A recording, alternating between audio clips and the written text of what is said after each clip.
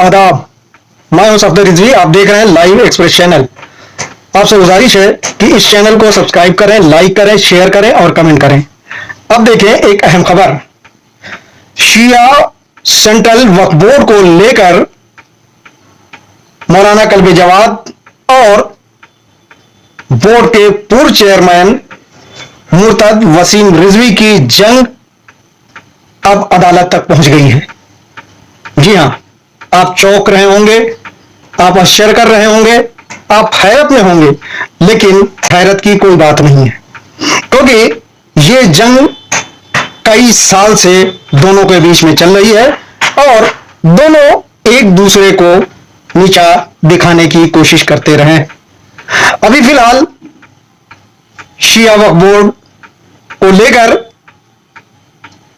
जो मामला अदालत में गया है वो है मौलाना कल्बे जवाद के वर्चस्व वाली लिस्ट को चुनौती देना। इस लिस्ट को कुछ ही दिन पहले योगी सरकार ने जारी किया था, लेकिन इस लिस्ट में कई कमियां सरकार ने खुद छोड़ दी थी, जिसकी वजह से इसको आसानी से चुनौती दे दी गई और कोर्ट ने सरकार को नोटिस कर दिया है। अब ऐसा माना जा रहा है कि वक्फ बोर्ड के गठन का मामला खटाई में पड़ गया है, यानी अब वक्फ बोर्ड का गठन नहीं हो पाएगा। और शायद वसीम रिजवी यही चाहते थे, क्योंकि इस बोर्ड में जो अभी बोर्ड बनता उसमें उनके चेयरमैन बनने की संभावनाएं नहीं थी। हालांकि वो मुतवल्ली कोटे से एक सदस्य जरूर रहेंगे। अब हम बताते हैं कि वक्फ बोर्ड को लेकर क्या लड़ाई चल रही थी। शिया वक्फ बोर्ड एक लंबे अरसे से भंग है और इसका गठन नहीं हो पा रहा है।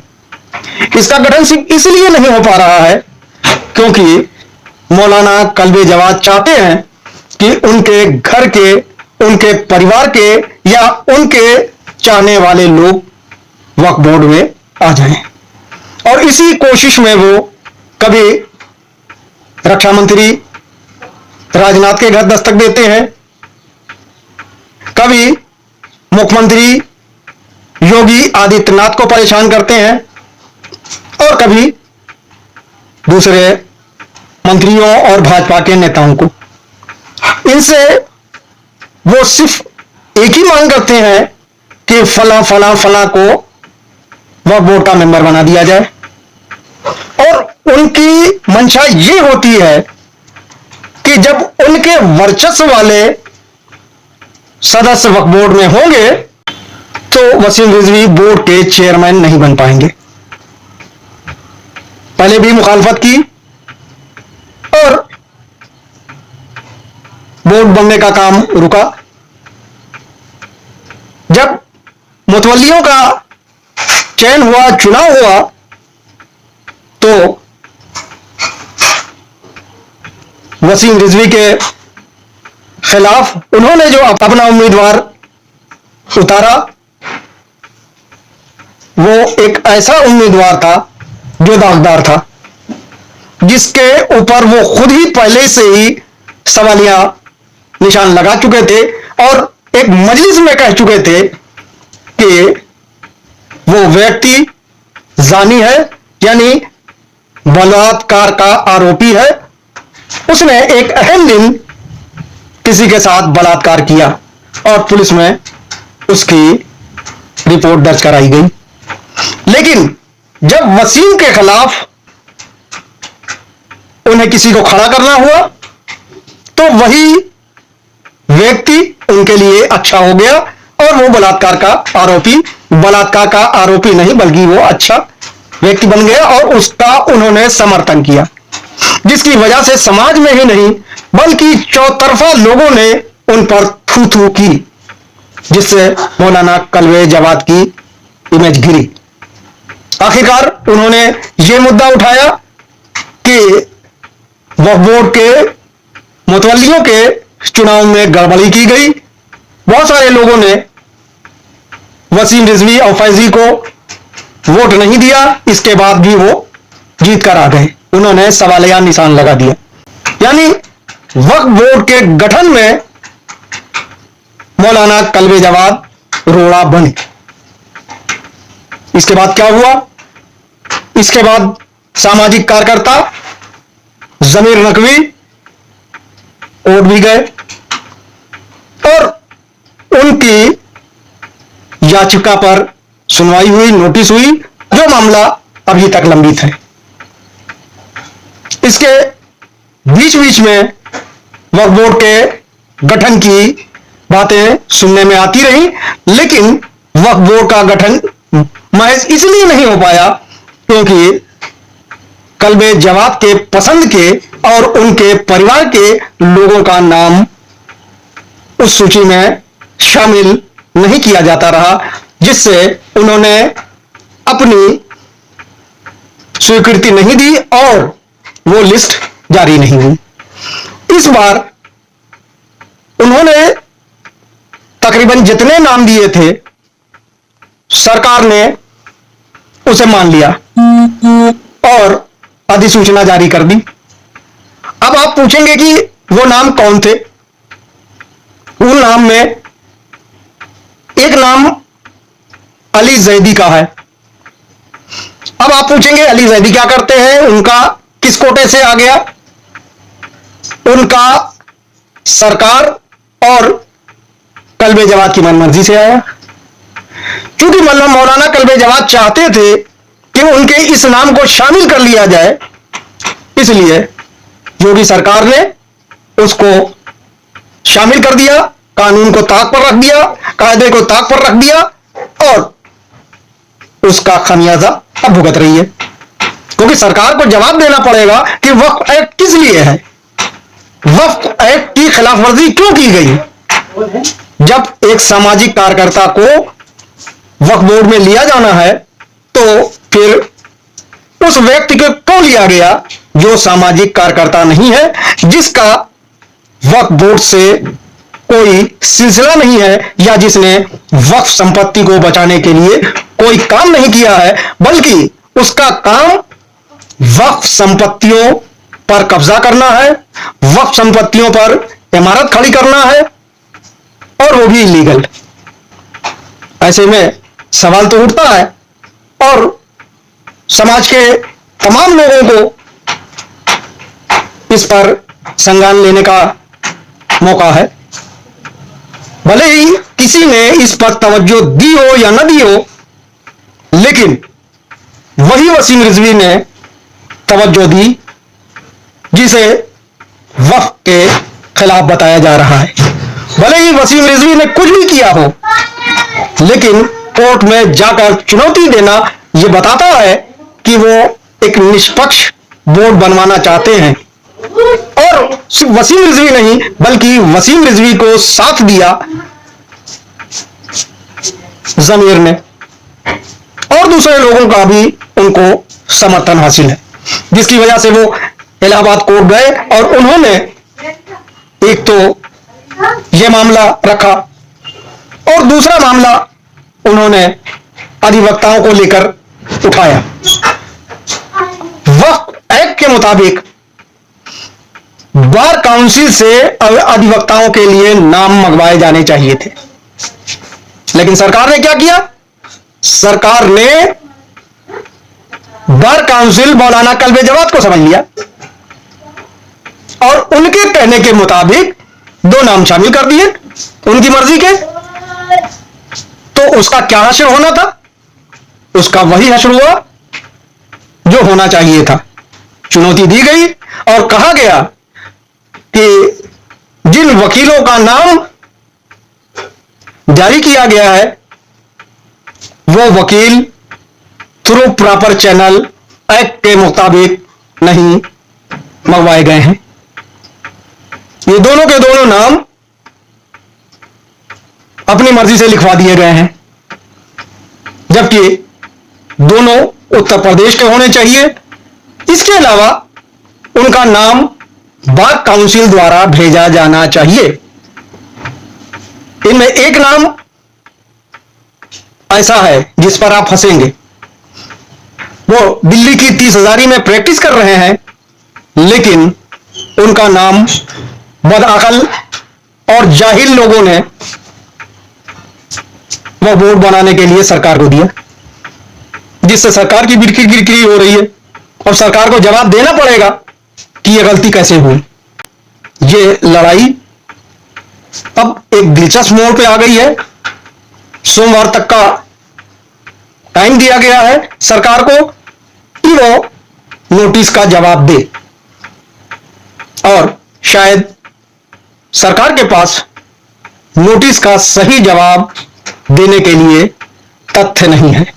और तथ्य इसलिए नहीं है क्योंकि उसने शायद बोर्ड को बनवाने के लिए अधिसूचना जारी ही नहीं की थी। अगर बोर्ड को बनवाने के लिए अधिसूचना जारी की गई थी तो एक्ट के मुताबिक किया जाना चाहिए था। कोई भी सरकार अपनी किरकिरी नहीं करती और एक्ट के खिलाफ नहीं चलती, लेकिन योगी सरकार ने इसकी मिसाल कायम की है कुछ बदअक्ल मुल्लाओं के चक्कर में। और जो मौलाना कल्बे जवाद के परिवार के लोगों को लेकर यह सब किया गया, अब वो यहां नहीं है। वो पिछले एक हफ्ते से ईरान में बैठे हुए हैं। उनकी मंशा ये थी कि सब कुछ हो जाए, उसके बाद वो इंडिया में लैंड करें और उनके लिए विजय की तालियां बजाई जाएं। लेकिन वसीम रिजवी और मौलाना कल्बे जवाद की लड़ाई में मौलाना कल्बे जवाद को मुंह की खानी पड़ी है और उनके गुट को शिकस्त मिली है, और ऐसी शिकस्त मिली है जिसकी भरपाई नहीं हो सकती, क्योंकि अब वो ऐसी अधिसूचना कभी नहीं जारी करवा सकेंगे जिसमें उनके वर्चस्व वाले सदस्य हों, क्योंकि सरकार भी कब तक अपनी किरकिरी करवाएगी। उन्होंने इस लिस्ट में अपने दामाद अली जैदी को जुड़वा दिया, लेकिन अब तो पोल खुल गई कि अली जैदी को का नाम जुड़वाने में किन किन लोगों का सहयोग था। उसमें कौन से मंत्री थे, उसमें भाजपा के कौन से मंत्री थे, उसमें मुसलमानों के कौन से प्रतिनिधि थे। सब कुछ सामने आ चुका है और दूध का दूध और पानी का पानी हो चुका है। अब नहीं लगता कि यह वक्फ बोर्ड शायद बन पाए, और अगर बन पाएगा तो मुख्यमंत्री योगी आदित्यनाथ की कृपा से वो अगर चाहेंगे तो इस बोर्ड के गठन का मामला हल हो सकता है, अन्यथा चुनाव से पहले बोर्ड नहीं बन सकता। अगर मुख्यमंत्री योगी चुनाव जीतकर आ जाएंगे तब वो इसका गठन करेंगे, नहीं तो वो सरकार गठित करेगी जो चुनाव जीतकर 4 महीने बाद आएगी। और अभी से कुछ नहीं कहा जा सकता कि योगी नहीं आएंगे या समाजवादी पार्टी की सरकार नहीं आएगी या अन्य दलों की मिलीजुली सरकार उत्तर प्रदेश में नहीं आ सकती। उत्तर प्रदेश के चुनावी माहौल को लेकर जो कुछ हो रहा है उसमें अभी से कुछ भी अंदाजा नहीं लगाया जा सकता। हां, हमें खेद इस बात पर है, वसीम रिजवी को अपनी विजय पर हंसना चाहिए, ताली बजाना चाहिए, खुशी मनानी चाहिए, लेकिन वसीम रिजवी ने मौलाना कल्बे जवाद का नाम लेके जो कुछ किया है, जिसकी तरह की वीडियो जारी की है, वो गलत है। क्योंकि मौलाना कल्बे जवाद का इस तरह से मजाक नहीं उड़ाना चाहिए था। देखें किस तरह से उन्होंने मजाक उड़ाया है। मुल्ला कल्बे जवाद तेरी माँ की।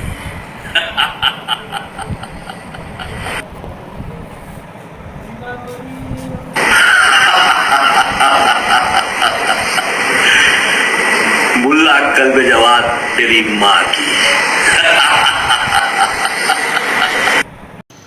पूरे प्रकरण को लेकर शिया समाज दो धड़ों में बच चुका है। एक धड़ा वो है जो मौलाना कल्बे जवाद के खिलाफ है और दूसरा धड़ा वो है जो मौलाना कल्बे जवाद का समर्थन कर रहा है।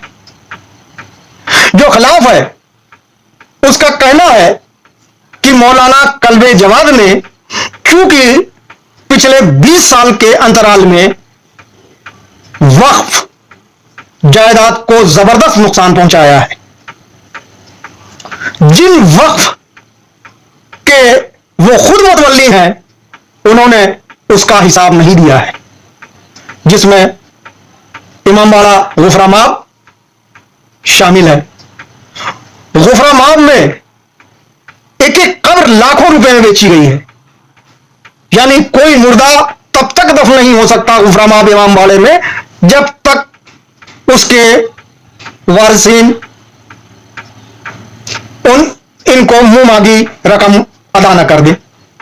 और इतना ही नहीं, रकम कुछ ली जाती है, रसीद कुछ दी जाती है। ऐसा अंधेर क्यों? और ऐसा अंधेर वो कैसे कर सकता है जो शरीयत का जानकार है? वो कैसे कर सकता है? वो कैसे बेईमानी कर सकता है और कर रहा है? वसीम रिजवी ने कई बार इस मामले को उठाया था, इसीलिए वसीम रिजवी और मौलाना कल्बे जवाद की ठनी हुई है। वसीम रिजवी ने कई बार उठाया था कि मौलाना कल्बे जवाद वक्फ जायदाद को बर्बाद कर रहे हैं, बेच रहे हैं, कुर्द करवा रहे हैं। इसलिए वसीम रिजवी बुरे बन गए। पूरे शिया समाज को, बल्कि मुस्लिम समाज को इस बात पर गौर करना चाहिए कि अगर वसीम रिजवी उठा रहे हैं तो इसका मतलब यह नहीं कि वसीम रिजवी दुश्मन। वक्फ जायदाद का दोस्त कोई भी हो सकता है। बहुत सारे ऐसे लोग मिलेंगे जो गैर मुस्लिम हैं और उन्होंने वक्फ जायदाद के लिए बहुत बड़े बड़े काम किए हैं। उनका नाम इतिहास में दर्ज है, चाहे दिल्ली की वक्फ जायदाद हो या लखनऊ की। हम किसी का नाम बताना नहीं चाहते, लेकिन आप तारीख के पन्नों को पलटेंगे तो पता चलेगा कि फला हिंदू ने मुसलमानों की वक्फ जायदाद को बचाने के लिए कितना अहम रोल अदा किया। लानत है ऐसे मौलवियों पर जो मुसलमान होके, शिया होके इमाम हुसैन अलैहिस्सलाम की वक्फ जायदाद को बेच रहे हैं या दलाली लेकर बिकवा रहे हैं या उस पर कब्जा करवा रहे हैं सिर्फ इसलिए कि उनका हित है। शिया समुदाय के तमाम लोगों का कहना है कि वक्फ जायदाद के साथ अब खुर्द-बुर्द नहीं होनी चाहिए। कोई भी हो उसे खुर्द-बुर्द नहीं करनी दी जाएगी, चाहे वो मौलाना हो या सामाजिक कार्यकर्ता हो या आम आदमी हो। कुछ लोग ये प्लान बना रहे हैं कि जल्द ही वो वक्फ बोर्ड की जायदाद की सूची तैयार करेंगे और देखेंगे कि किस किस जायदाद पर कब्जा हुआ है और उसको आजाद कराने के लिए उनका समाज क्या कर सकता है। ये अच्छी बात है, क्योंकि हिसाब किताब लिया जाना चाहिए जिसने गड़बड़ किया उससे भी, और जिन सरकारों ने गड़बड़ करवाया है उससे भी। चाहे वो वसीम रिजवी हो उनसे हिसाब लिया जाना चाहिए, और चाहे मौलाना कल्बे जवाद हो उनसे हिसाब लिया जाना चाहिए, चाहे मौलाना जहीर इफ्तिखारी हो जिन पर मौलाना कल्बे जवाद ने आरोप लगाया कि हजारों रुपए वो खा रहे, उनसे भी हिसाब लिया जाना चाहिए, सबसे हिसाब लिया जाना चाहिए। और इसके लिए कमेटी बननी चाहिए जिसमें इनको तलब करके इनसे हिसाब मांगा जाना चाहिए कि वो वक्फ जायदाद का हिसाब दे जिसके वे मुतवल्ली हैं। इस काम में अंजुमनों को भी साथ लिया जा रहा है। इसके अलावा वक्फ के हित में काम करने वाले लोगों, समाज सेवियों और बुद्धिजीवियों को भी एकत्र किया जा रहा है। यह सिर्फ उत्तर प्रदेश का मामला नहीं है, बल्कि दिल्ली का भी मामला है। और दिल्ली की शाह मर्दा करबला में जो कुछ गड़बड़ हुआ है या हो रहा है, उसका भी हिसाब किताब लिया जाएगा। और किसी भी मौलाना, चाहे वो मौलाना कल्बे जवाद हो या कोई और, इनको कौम नहीं बख्शेगी। बहरहाल अदालत ने जो कदम उठाया है, अदालत ने जो फैसला दिया है, उसका स्वागत किया जाना चाहिए, क्योंकि वक्फ एक्ट है और वक्फ एक्ट की निगरानी या वक्फ एक्ट के मुताबिक अगर कोई चला सकता है तो कोर्ट और कोर्ट के जज ही चला सकते हैं, क्योंकि जो मनमानी की जानी चाहिए थी वो मनमानी सामने आ चुकी है, सरकार की भी और सरकार जिनके इशारे पर चल रही है उनकी भी। इसलिए कोर्ट को इस मामले पर संज्ञान लेना चाहिए। इतना ही नहीं, बल्कि कोर्ट को यह भी संज्ञान लेना चाहिए कि जब एक मामला इससे संबंधित अदालत में लंबित है तो अधिसूचना कैसे जारी की गई। उम्मीद है कि कोर्ट इसमें दूध का दूध, पानी का पानी और एक्ट के मुताबिक वक्फ बोर्ड का गठन करवाएगी। आपसे गुजारिश है कि इस चैनल को सब्सक्राइब करें, लाइक करें, शेयर करें और कमेंट करें।